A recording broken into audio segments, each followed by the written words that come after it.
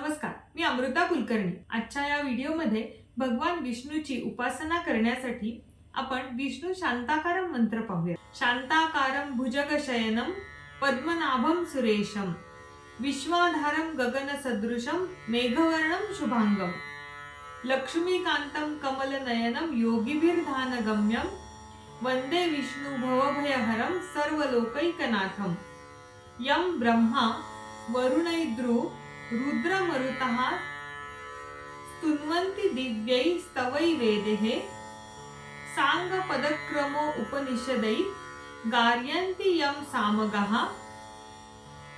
ध्यानावस्थित तद्गतेन मनसा पश्यति यं योगिनो यस्यातं न विदुः सुरासुरगणा देवाय तस्मै नमः। पुन्हा एकदा पाहूयात।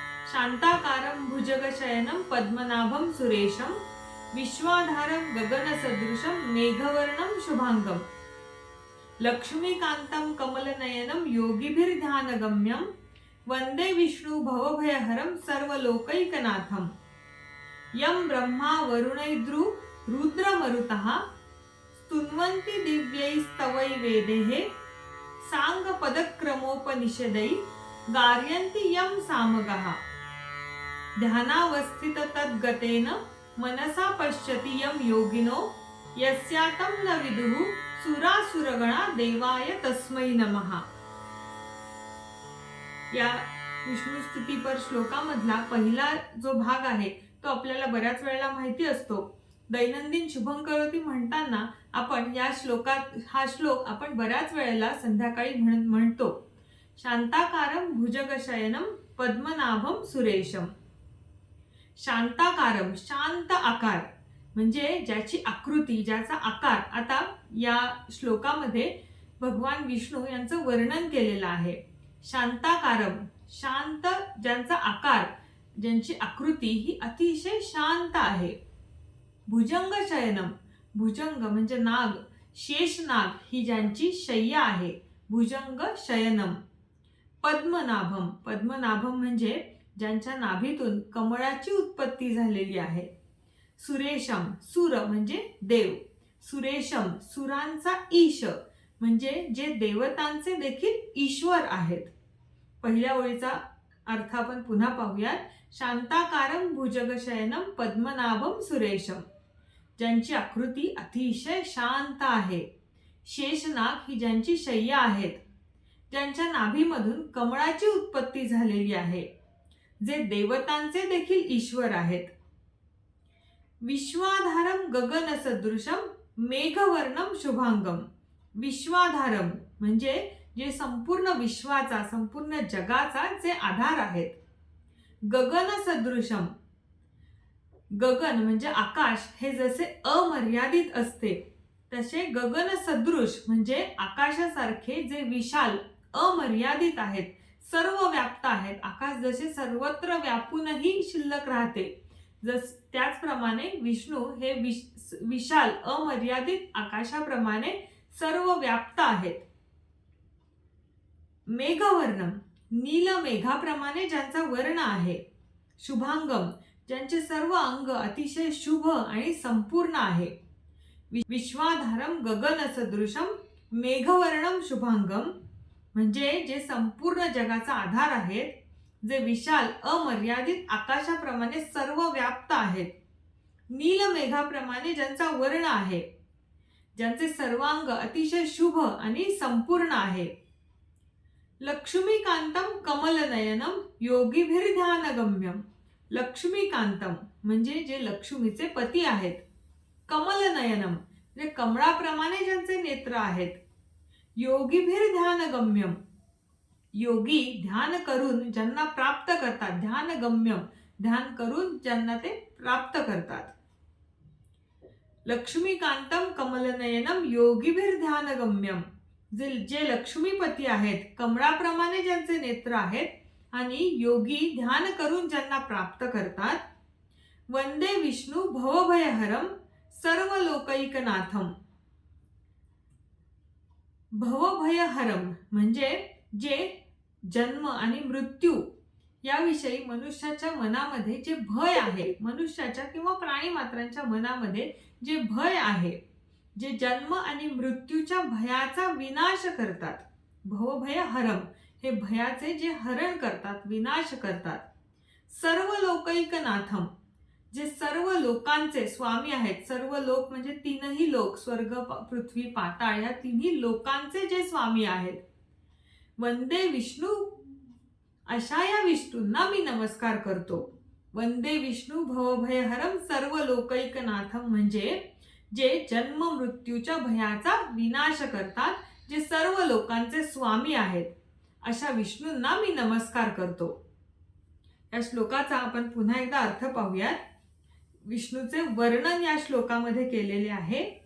ज्यांची आकृती अतिशय शांत आहे, शेषनाग हे ज्यांची शय्या आहेत, ज्यांच्या नाभीतून कमळाची उत्पत्ती झालेली आहे, जे देवतांचे देखील ईश्वर आहेत, जे संपूर्ण जगाचा आधार आहेत, जे विशाल अमर्यादित आकाशाप्रमाणे सर्व व्याप्त आहेत, नीलमेघाप्रमाणे ज्यांचा वर्ण आहे, ज्यांचे सर्वांग अतिशय शुभ आणि संपूर्ण आहे, जे लक्ष्मीपती आहेत, कमळाप्रमाणे ज्यांचे नेत्र आहेत, योगी ध्यान करून ज्यांना प्राप्त करतात, जे जन्म आणि मृत्यूच्या भयाचा विनाश करतात, जे सर्व लोकांचे स्वामी आहेत, अशा विष्णू यांना मी नमस्कार करतो. पुढचा श्लोक पाहूया. यम ब्रह्मा वरुणैद्रु रुद्र मरुतः स्तुन्वन्ति दिव्यैस्तवै वेदेः सांग पदक्रमोपनिषदै गार्यन्ति यम सामगाः ध्यानावस्थित तद्गतेन मनसा पश्यति यम योगिनो यस्यातं न विदुः सुरासुरगणा देवाय तस्मै नमः. यम ब्रह्मा वरुणैद्रु रुद्र मरुतः स्तुन्वन्ति दिव्यैस्तवै वेदे. यम, यम म्हणजे ज्यांचे. ब्रह्मा, वरुणैद्रु, रुद्र मरुतः, ब्रह्मा, वरुण, इंद्र, रुद्र आणि मरुद्गण हे सर्वजण स्तुन्वन्ति दिव्यैस्तवै वेदेः, विविध दिव्य अशा स्तोत्रांद्वारे ज्यांची स्तुती करतात. ब्रह्मा, वरुण, इंद्र, रुद्र आणि मरुद्गण विविध दिव्य स्तोत्रांद्वारे ज्यांची स्तुती करतात. सांग पदक्रमोपनिषदै गार्यन्ति यम सामगाः. सामगाः म्हणजे सामवेदातील विविध अंग, पद, क्रम आणि उपनिषदांसहित वेदांमध्ये देखील ज्यांची स्तुती केलेली आहे. ऋग्वेद, सामवेद, यजुर्वेद आणि अथर्ववेद असे 4 वेद आहेत. या वेदांसोबतच अनेक उपनिषदे आपल्याकडे आहेत.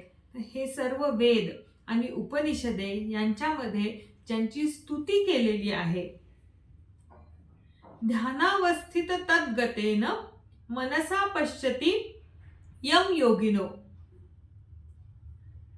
ध्यानावस्थित तद्गतेन मनसा पश्यति यम योगिनो म्हणजे विविध योगीजन ध्यान अवस्थेमध्ये तपश्चर्या करून, चित्त एकाग्र करून, अत्यंत तन्मय होऊन ज्यांचे दर्शन करतात. ध्यानावस्थित तद्गतेन म्हणजे तन्मय होऊन ज्यांचे दर्शन करतात. यस्यातं न विदुः सुरासुरगणा देवायै तस्मै नमः.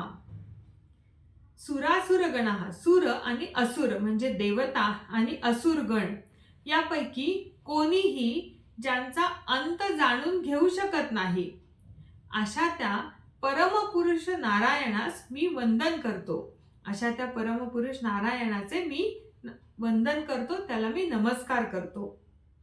या संपूर्ण श्लोकाचा आता आपण पुन्हा एकदा अर्थ पाहूयात. ब्रह्मा, वरुण, इंद्र, रुद्र आणि मरुद्गण विविध दिव्य स्तोत्रांद्वारे ज्यांची स्तुती करतात. सामवेदातील विविध अंग, पद, क्रम आणि उपनिषदांसहित वेदांमध्ये ज्यांची स्तुती केली आहे. विविध योगीजन ध्यान अवस्थेमध्ये चित्त एकाग्र करून तन्मय होऊन ज्याचे दर्शन करतात. देवता आणि असुरगण यापैकी कुणीही ज्याचा अंत जाणून घेऊ शकत नाही, अशा त्या परमपुरुष नारायणास, अशा त्या परमपुरुष विष्णूंना मी वंदन करतो. आजच्या या व्हिडिओमध्ये आपण विष्णूंचा शांताकारक मंत्र आणि त्याचा अर्थ समजून घेण्याचा प्रयत्न केला. विष्णू स्तुतीमधील हा श्लोक आपण पाहिला. पुढच्या व्हिडिओमध्ये